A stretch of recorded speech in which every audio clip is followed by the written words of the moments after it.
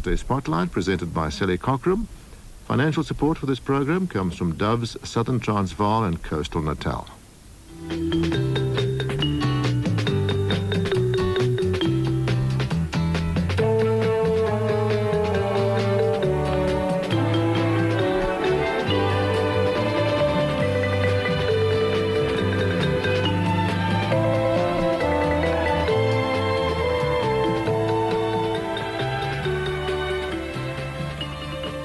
Well, here we are once again. Good morning to you. Recently, I've introduced you to various churches and pastors whose work I know has greatly encouraged you. How do I know? Well, you've written to me and you've phoned me, or you've written to the pastors concerned or phoned them, and you've expressed your encouragement. So it's been so good to hear from you. We in the Christian radio are in the business of broadcasting good news.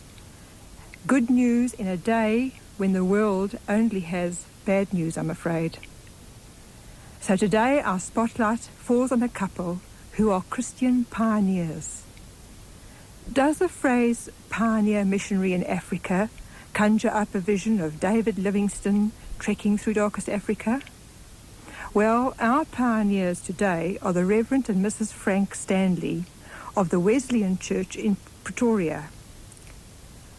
These are late 20th century pioneers to a sophisticated first world society in the capital of a civilized country. The Webster Dictionary tells me that pioneer means one who goes before to prepare the way, one who begins some enterprise, course of action, an original investigator, explorer or worker, an initiator. Now, I live in Garsfontein, and for the past 13 years, twice daily, I have driven past what was originally just a site of land, and which is now a large complex. I've watched this complex develop, grow from nothing to a virtual community housed in a multi-million rand complex. This operation has intrigued me, and so finally this week I went along to the church to visit the Reverend Stanley.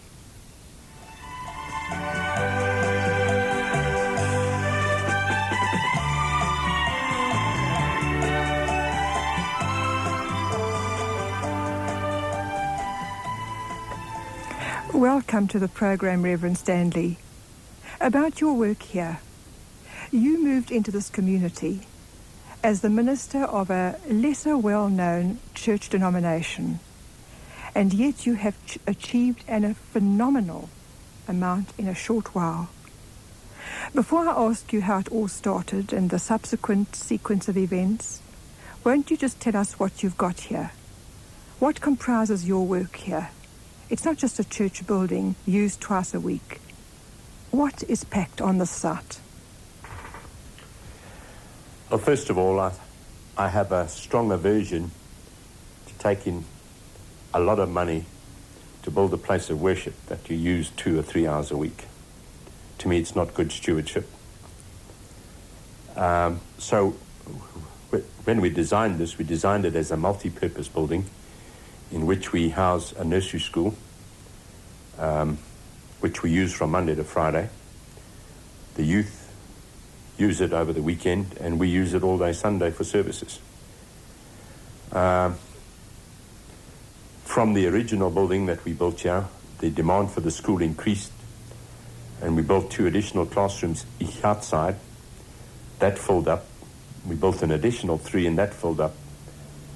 So at the moment we're running 7 classes, a school of 160 children. And then, of course, we operate a retirement centre, which came as a later development. Tell us something about this, how big the retirement centre is. Well, the retirement centre was born out of a desire to give a home to people who are coming to the end of their life. We find it to be a huge mission field. Our denomination has a number of these in America, and a friend of mine who's very involved there shared how he went to visit the old preacher that led him to the Lord. And when he found this old preacher, he was in an old age home in America. He was in a 3-bed ward, lying between 2 other men, both of whom smoked and cursed. And he said when he walked into this and saw that Yah was the saint of God who'd lived all his life for God, and he had to die in an environment like this, he felt that he had to do something about it. And of course, out of that burden, he went on to establish a chain of over 22 nursing homes, as they call in America. And in speaking to them, I could see the same thing happening here in South Africa, because at that time, the retirement home concept wasn't very popular. Most old people, of course, thought of these places as a stuffy old age home. And most of them avowed, of course, they were never going to an old age home. So we wanted to build a place where it wasn't an old age home, where it wasn't a prison, but where people could come here knowing that it was run by a Christian organization who have their interests at heart, who went there to make money. Of course, we have to raise the money to pay for the place. So here in our retirement home, we have a 24-bed frail care unit, which has a huge nursing staff, and this is quite an expensive operation. But what we found there, that all the people who've come here have come here because of the facilities we offer, the fact that it's run by a church and not a public organization, and also that the fact that they would never have to move, even if one of their partners died. Plus the fact that they have excellent medical facilities available to them at all times. The place filled up quite rapidly, and so of course we looked at the 6 adjoining stands, and we've been able to acquire 5 of those from the City Council and are presently developing those to extend it.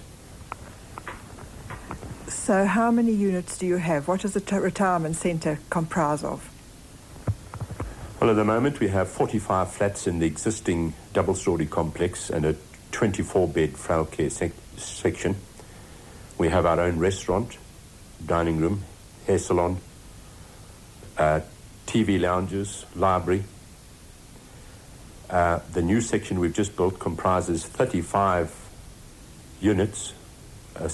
Some are 3 bedrooms, some are 2, some are 1 bedroom.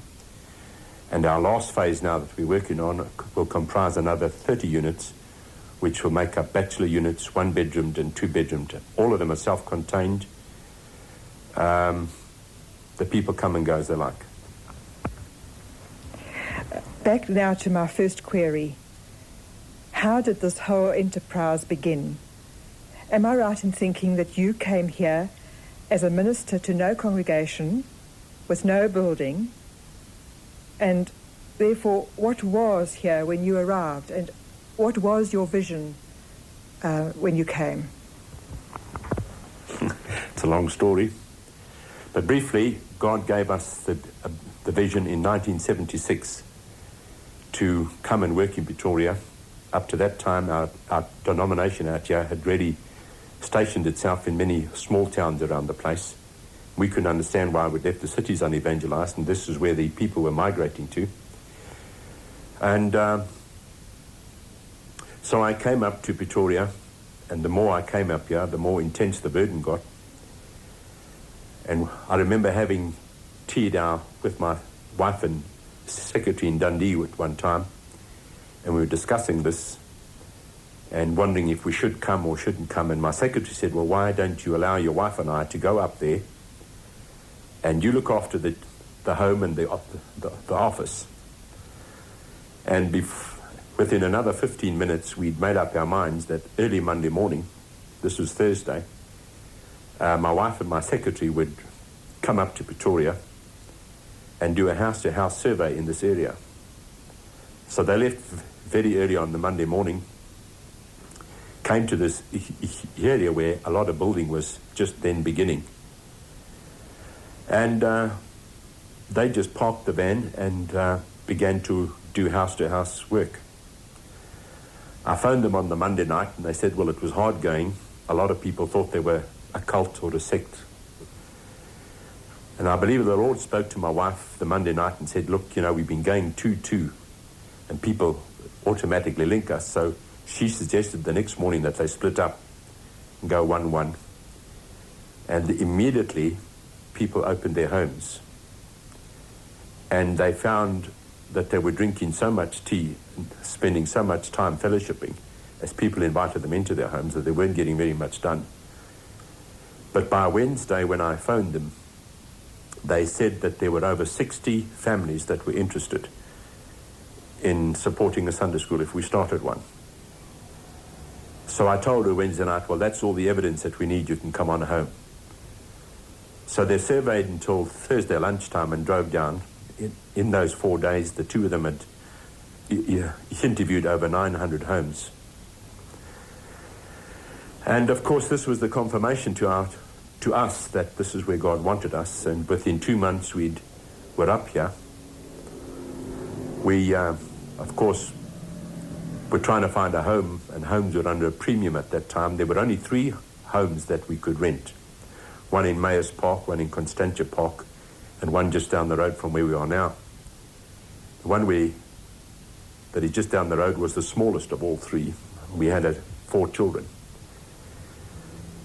So after doing house hunting, we parked across the road where we are now. And my wife and I had a time of prayer, and we said, now, Lord, we've looked at these areas, where do you want us? She prayed, I prayed, and when we finished, she looked at me and she said, it's the house down the road, isn't it? I said, yes. So we drove down to the lady and said, we're taking the home. And a month later, we were here. We started Sunday school in the house. And the first Sunday, we had 28 adults, young people, and children. Now, we didn't have enough place in the house because it was too small. So we had 3 classes outside. I had an adult class under a gum tree. And there were 6 adults in that group. My wife and 2 daughters and secretary were each teaching the group. We'd hardly started this when, about 9 months, when the owner of the house told us that he'd sold the house. So we weren't bothered, really. We knew that God wanted us here. And at that time, we were already approached our denomination to allow us to start a nursery school in this area, which my wife and I had already done in Durban and Pinetown, where we had started 2 churches as well. And so after a long period of time, we got this building built. And by the time we finished the building, our nursery school was 90% booked. So we started full. We immediately saw a mission field right in our own building. Although it was open to the community, because of it was a young, developing suburb, a lot of people were being separated from their churches in the towns and had no place to go to. We offered them the services of the church and immediately found a big response coming out of the nursery school into the Sunday school. And of course that gave us the opportunity to get into the homes. And many of my church board and established members today, 14 years afterwards, are the parents of children who started back in that time. So then the nursery school preceded a church building. That's right. Well, the nursery school provided us with a place of our own in which to worship, classes to have Sunday school, and a budget to pay for the bond. It would appear that you have an impact on the community by rendering a very real service or very real services, meeting very real needs. Are you finding that you are able to bring people to Christ by means of the creche, by means of the retirement centre? And in this way, is your evangelism an obvious, aggressive evangelism, or is it crossed by love and care for people? I think it would be a combination of both. As far as the church ministry is concerned, we are believing that we're involved in a more aggressive form of evangelism. That's outreach from the church. But when it comes to the school and the retirement home, our approach has to be different because it is both facilities are open to the general public. And we can't, shall I say, throw the churches at the people. But what we have done, by our own conduct, the way we do our business, our interest in families, we have found a warming response from the community, and which has opened the doors. My wife does a tremendous amount of counselling with the young mothers, having reared 4 of her own and helped me in the ministry over 30 years. I feel she's very adequately equipped for this, and although we do not see many of them participating active in our own church program, we've been thrilled to see that they've gone back to their own churches and become involved there. I remember particularly one situation where a little boy in the the nursery school called Peter, and one Sunday night, as we were starting the service, we saw little Peter walking in. He was about 5.5 at that stage, came and sat in the front pew, stayed for the service. And of course, we wanted to take him home afterwards, but he said, no, his mother's coming to fetch him. And she was waiting for him outside the church. And this happened a good couple of Sundays. And one day his mother came to see us, and she said in Afrikaans that she's very, very embarrassed, her and her husband both, that their young son, which is the only child they have, has such a spiritual interest and was coming to church, and the 2 of them were bringing him and then going home and waiting to come fetch him again. And they've decided that it's time they went as a family to church. And so they went back to the Dutch Reformed Church where they were members. And I was thrilled afterwards to find out that they were playing a very active role again. That's just one example. We've had the opportunity of leading many parents to Christ.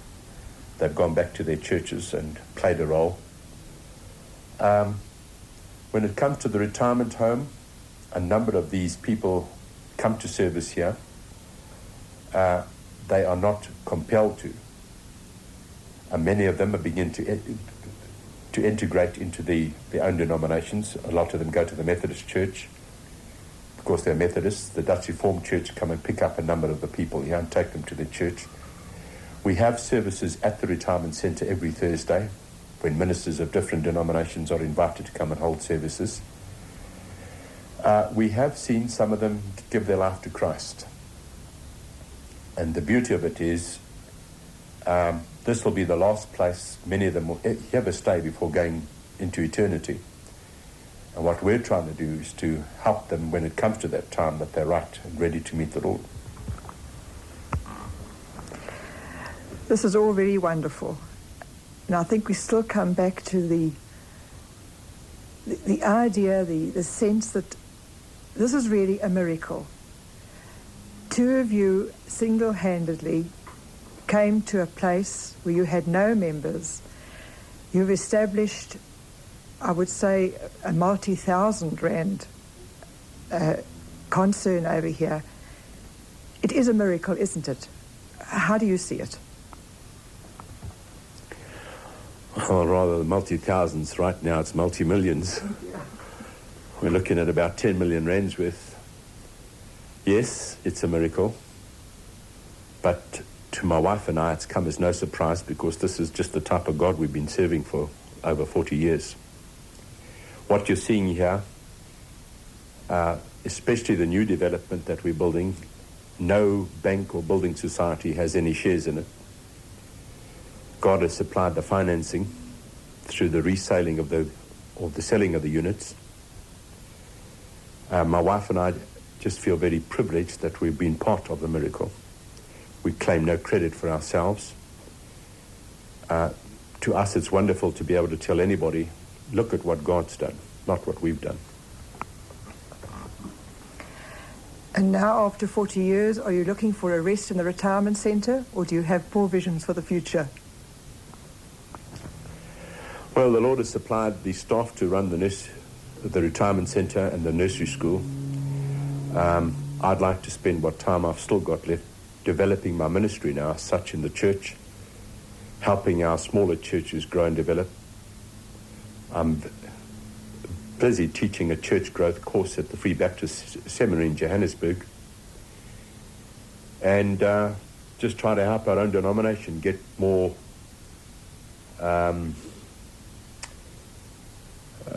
daring, shall I say, to trust God to do what to them is impossible in their own situations, because I feel that so many of our pastors are afraid to venture out into what to them is the unknown. And we've tried just by example to show that with nothing and completely dependent on God, this is what you can do.